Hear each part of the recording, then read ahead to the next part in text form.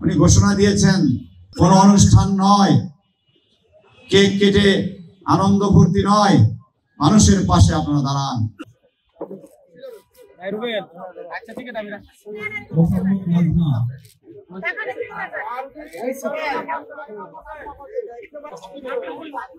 হাজার হাজার লক্ষ কোটি টাকা পাচার করে এই দেশকে ধ্বংসের দ্বার প্রান্তে এসে দাঁড় করিয়ে দিয়েছে। তারপরে বিগত সময়ে ছাত্র জনতার আন্দোলনের পর একটি সুন্দর স্বাভাবিক অবস্থা এখন বাংলাদেশে বিরাজ করছে। এর মধ্যেও দু একটি রাজনৈতিক দল বাংলাদেশকে পিছিয়ে দেওয়ার জন্য বিশৃঙ্খলা সৃষ্টি করছে, নির্বাচনকে পিছিয়ে দেওয়ার জন্য বিশৃঙ্খলা করছেন। বিএনপির ভারপ্রাপ্ত চেয়ারম্যান জনাব তারেক রহমান স্পষ্ট করে বলেছেন, আসেন আর ভেদাভেদ নয়, সামনের দিনগুলো আমরা একসাথে চলি, সকল রাজনৈতিক দলকে নিয়ে এক পথে আমরা হাঁটি এবং একটি সোনার ভালো বাংলাদেশ আমরা করি।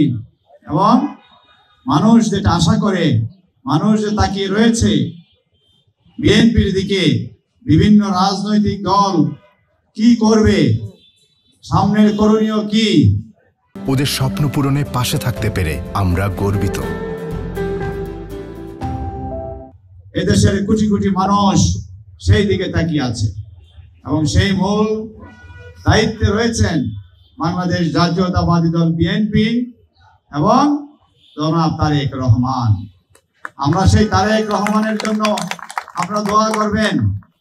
আমি আশ্চর্য হয়েছি গতকাল যখন দেখলাম যে ওনার জন্মদিন আগামীকাল, মানে আজকে রাত 12টার পর থেকে দিনটা গণনা হবে। উনি ঘোষণা দিয়েছেন দলের সিনিয়র যুগ্ম মহাসচিব রুহুল কবির রিজভী সাহেবের মাধ্যমে কোনো অনুষ্ঠান নয়, কেক কেটে আনন্দ ফুর্তি নয়, মানুষের পাশে আপনারা দাঁড়ান। তাৎক্ষণিক আমরা সিদ্ধান্ত নিয়ে একদিন আগেই আমরা এই উত্তরায় ঢাকা মহানগর উত্তরের আমি একজন সামান্য কর্মী হয়ে সকলকে নিয়ে তাৎক্ষণিক আলোচনা করে আমরা দ্রুত আজকে একটা অনুষ্ঠানের আয়োজন করতে পেরেছি। সেজন্য আমি মহান রব্বুল আলামিনের কাছে শুকরিয়া এবং কৃতজ্ঞতা জ্ঞাপন করছি। এবং ইতিমধ্যে আমরা উত্তরখানে আমরা এরকম একটি অনুষ্ঠান করেছি এবং সামাজিক ভালো কাজগুলায় বিএনপি সবসময় আছে এবং থাকবে। আমরা সেই কাজগুলোই আমরা করছি।